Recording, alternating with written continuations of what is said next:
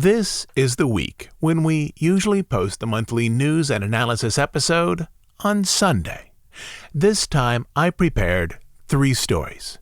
The 3 stories are all recorded, but one of these stories over the past 3 days has become far more important than the other 2. Hurricane Ian's effect on Florida. I know many people are thinking about the events in Florida right now. And for this reason, I'm going to release this episode early. It also seems appropriate not to mix this story in with the other features right now. I'll release the other 2 stories in the middle of next week, after there's a greater sense of normalcy in Florida. The hurricane devastated the Gulf Coast, removing entire neighborhoods and killing at least a dozen people. I don't mean to minimize any of that, but our coverage is focused more on Central Florida and the storm's effects on the parks and the areas around them. This is the story of Hurricane Ian and Central Florida.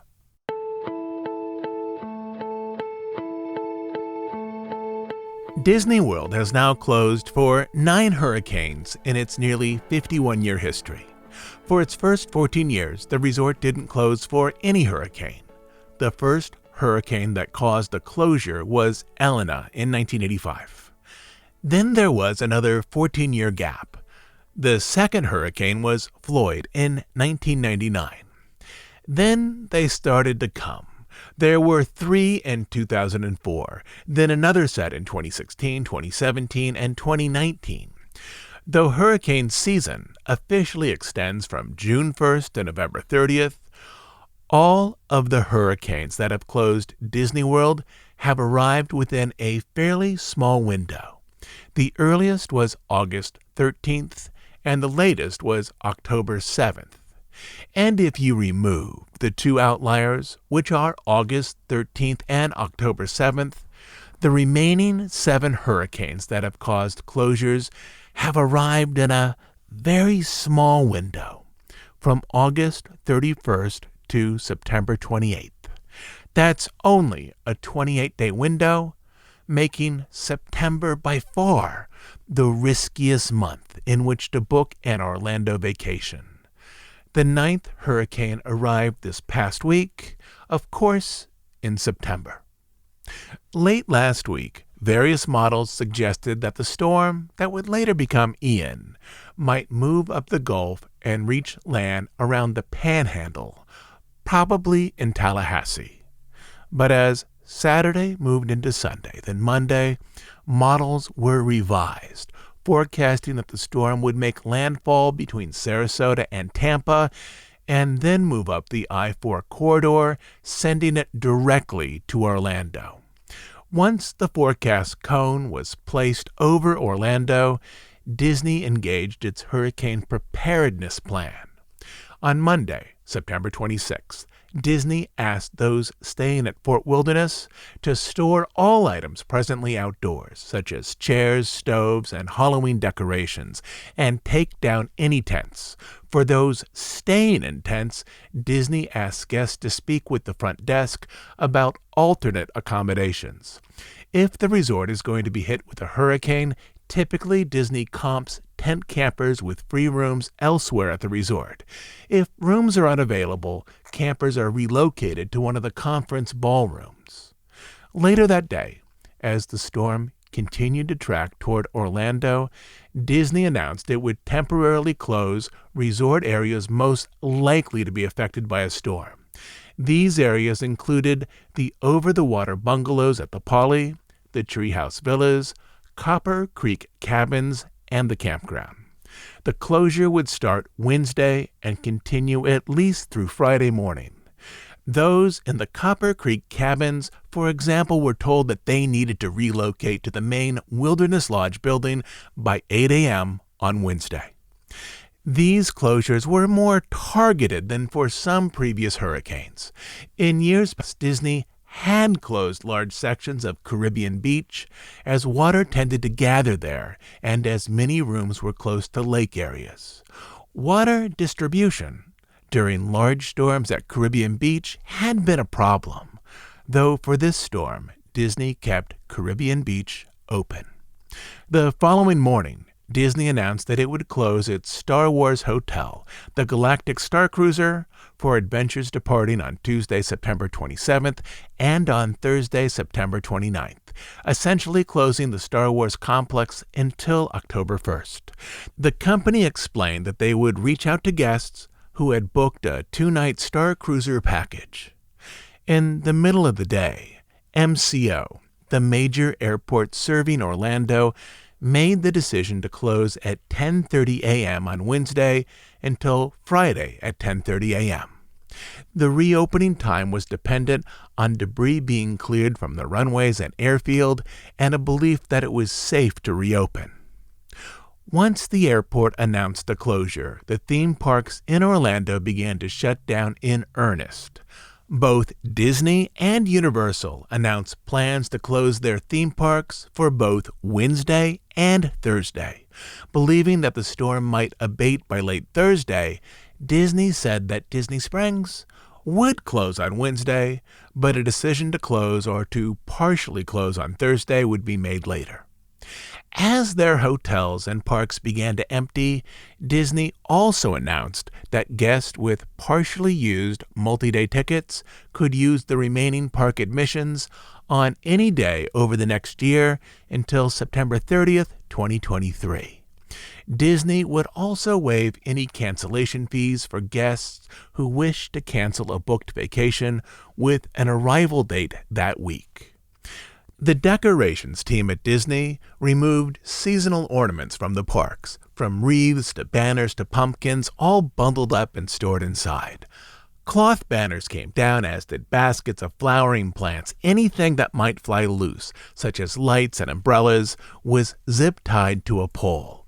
Restaurants with outdoor seating areas moved the chairs inside, and pretty much everything else that was not anchored to the ground came in for protection.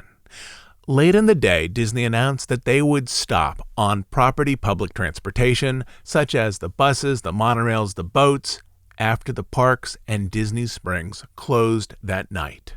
At this point, it was clear to any guests that remained that things would be closing soon. Though a few indoor attractions might operate for a few more hours, by midnight, pretty much everything at the resort outside of the hotels was shutting down.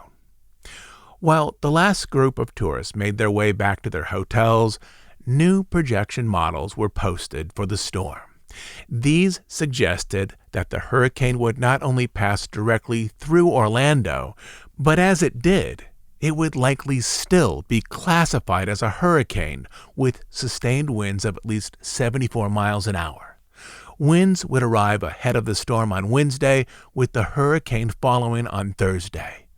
The one good bit of news: models also suggested that the storm was unlikely to stall out over land as it moved through central Florida.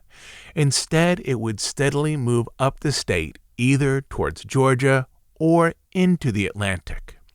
By this point, the National Weather Service had issued a hurricane warning for the Orlando area, which then triggered Disney World's official hurricane policy. Quote, "If a hurricane warning is issued by the National Hurricane Center for the Orlando area or for your place of residence, within 7 days of your scheduled arrival date, you may call in advance to reschedule or cancel your Walt Disney Travel Company Disney Resort hotel packages and most room-only reservations booked directly with Disney without any cancellation or change fees imposed by Disney." This meant essentially that after the hurricane, the theme parks would be unusually empty for the first week of October, perhaps even into the second week. On its website, Disney announced that until further notice, it would not enforce cancellation fees on dining or enchanting extras, such as those activities that need to be canceled a certain number of days before the reservation. By Wednesday morning, all theme parks in Orlando were closed. Most Disney public transportation was shut down. The resort now owned too many monorails to park inside of the old roundhouse out behind Fantasyland, Monorail Teal, to protect it, was parked at the station inside of the Contemporary. The minivans were still running, but they too would discontinue service in the early afternoon. By this point, an updated storm path was projecting that the hurricane would pass directly over Disney World, bringing up to 2 feet of rain. One of the first improvements built on the Disney World property back in the late 1960s was a set of canals designed in part to move storm runoff away from developed areas and to keep the various lakes from overfilling. Hurricane Ian would be another test of this water management system. At the hotels, the video arcades were switched to a free play mode, allowing guests to use the machines without cost. Characters showed up in the lobbies for impromptu meet and greets. A few hotel restaurants, again while it remained safe, offered their regular menu. And quick service areas were offering meal kits, a single meal in a box, typically a sandwich, fresh fruit, cookie, chips, and a bottle of water, which could easily be stored in an in-room fridge for a day or two. Depending on the contents, most meal boxes were priced between $5 and $7. These would be meals if kitchens were shut down on Thursday. Elsewhere at the hotels, guests with balcony furniture were asked to bring the furniture inside their rooms. Many people carried it through their rooms and into the hotel hallway, where on any other day it would be considered a fire egress hazard. But this day it was just left there. Some resorts told guests that the food courts were likely to close at 3 p.m. on Wednesday and remain closed possibly until 6 p.m. on Thursday. Following this, lines to quick service areas, such as at Coronado Springs, quickly grew to a few hundred people long. At this point, the hurricane in the Gulf was rated a Category 4, though it had winds measured at 155 miles per hour, only 2 miles below the wind strength to classify it as a Category 5. By midday, the hotels were an unusual sight. Typically, Disney hotels are quiet throughout the day, with only a handful of people in the lobby and various dining areas, as guests typically venture to the parks. Today, guests were confined to the hotels. The parks themselves were closed to guests, though small groups of cast members were secure in key buildings to ride out the storm. For this job, Disney only took volunteers. And for these assignments, cast members were given substantial bonus pay. Their job was to report in real time any damage they observed inside their assigned building.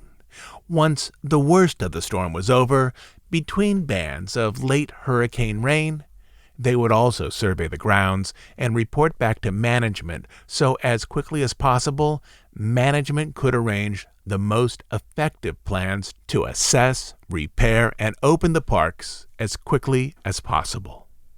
On Wednesday, at around 2 in the afternoon, likely as a precautionary measure, Disney turned off all new park reservations for Friday at all 4 parks, including for resort guests, in case parks remained closed or needed to limit capacity. After past hurricanes, Disney at times had limited admittance to on-site guests. One of the problems was this: as local schools and some offices remained closed after a hurricane, local residents whose homes had sustained little or no damage came to the parks in significant numbers.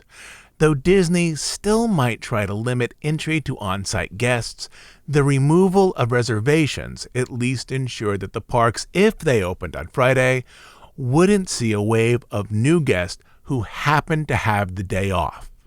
At this time, guests with existing reservations, no matter where they stayed, still had those reservations listed in their future plans, though it now seemed possible that the resort might stagger the opening of some parks.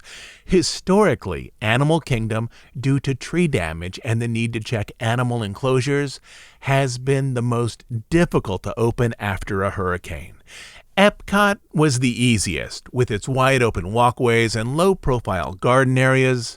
It was possible that the resort might choose to open the largest parks, Epcot and the Magic Kingdom, with available cast members, while the horticultural team cleaned up Animal Kingdom and while Hollywood Studios remained closed to conserve labor.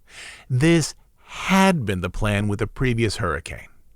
At this point, guests on Disney property were expected to remain in their hotel buildings. Typically, Disney guests saw two different experiences depending on where they stayed. The first type of experience happened in hotels with interior walkways, such as Wilderness Lodge, Animal Kingdom Lodge, the Riviera, and the Contemporary, where guests could safely walk from their rooms to the lobby. There, the hotel typically showed movies, put together games and activities, and arranged character greetings for kids. The other type of experience happened at hotels with outdoor walkways, such as Pop Century, Port Orleans, and the All-Stars.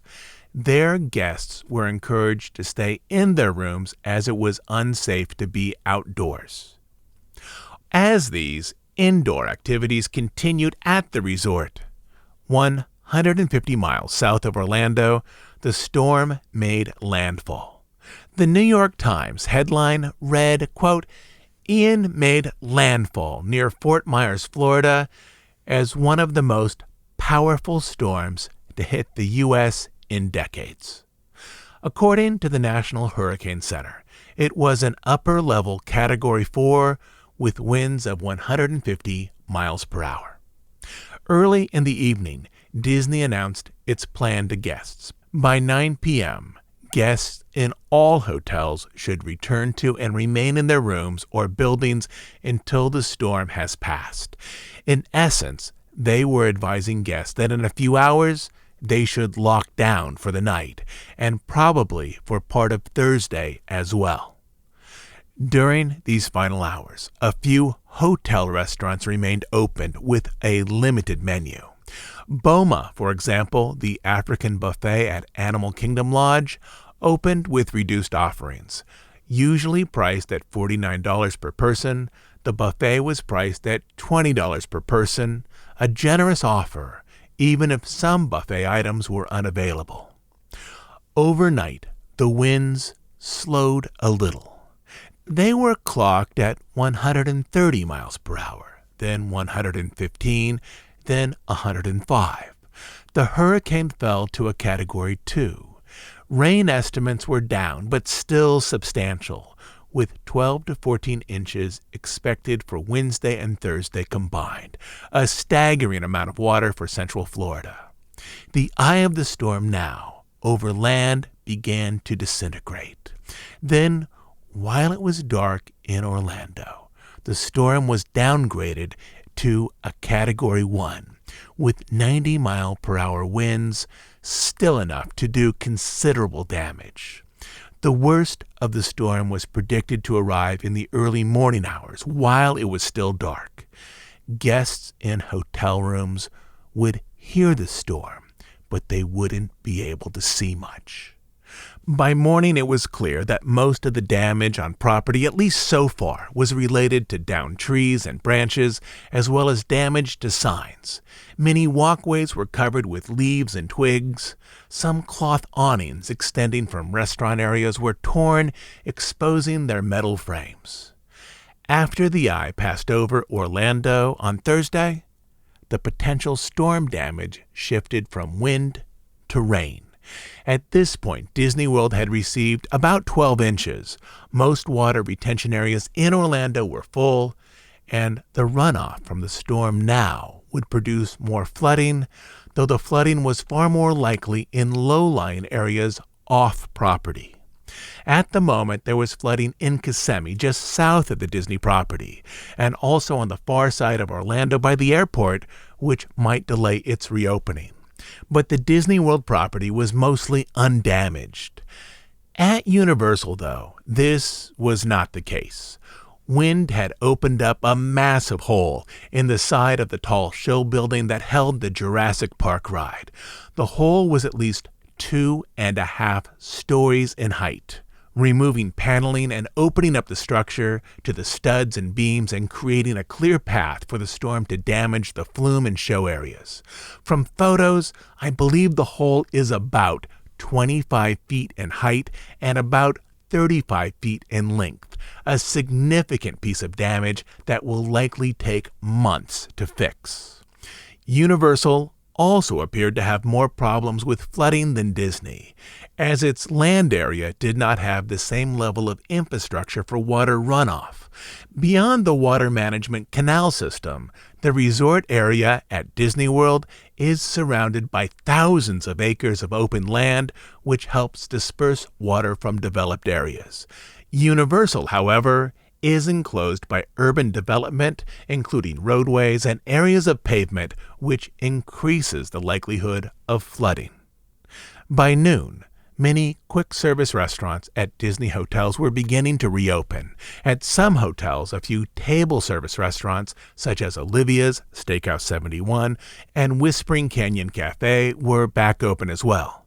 But at other hotels, such as the Grand Floridian and Port Orleans, all dining options remained closed. After assessing damage to the surrounding area, the resort extended the hotel cancellation waiver fee through Thursday, October 6th. Outside the resort, the city of Kissimmee, which is just south of Disney World, announced an overnight curfew from 9 p.m. to 6 a.m. in an area that included both homes and hotels. And SeaWorld, which is roughly halfway between Disney and Universal, announced that they would remain closed on Friday. As reports continued to emerge, it seemed unlikely that Universal would fully open on Friday, as areas of the park were affected by flooding. The dive tunnel for the Hulk coaster, in which the coaster dips beneath a man-made lake, was entirely submerged, with water completely enclosing a long section of the roller coaster track. Early reports also indicated that there had been flood damage to the Velocicoaster, though the extent of that damage was not yet known. By early afternoon, Disney World announced that Disney Springs would open on Friday, and that its parks would start a phased reopening on Friday as well. In the past, after a hurricane, this has meant that the resort would open the Magic Kingdom and Epcot first, assuming neither park had extensive damage. Animal Kingdom, with its large area of mature trees and endless runs of animal fencing, would be the least likely to open. If it did open, Animal Kingdom would likely open last.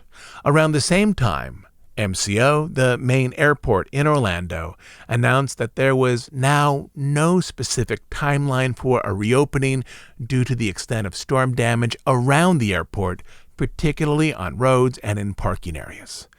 In the late afternoon, by Hollywood Studios, crews began to cycle empty Skyliner gondolas along the line to test the equipment. Disney and Universal announced that third-shift cast members and team members should report to work on the 29th to manage maintenance, horticultural areas, utilities, and other services, and that all team and cast members should plan on reporting to work on Friday, even though neither resort had yet confirmed reopening plans. As the afternoon progressed, it was clear that damage in Orlando was significant, but less than the worst-case scenario that many had feared, in part because the storm didn't stall out over land, but moved quickly across the state and into the Atlantic. Homes were still damaged, cars were lost, roads were in need of repair. And out at the Gulf, entire neighborhoods had been swept away. Roadways and bridges had been washed out, and at least a dozen people had lost their lives. By Thursday night, the Orlando airport and the resorts had put together a very loose reopening plan for Friday. The Orlando airport would reopen on Friday, though the exact time wouldn't be determined for hours, assuming that a few roads previously submerged would be dry by the following day.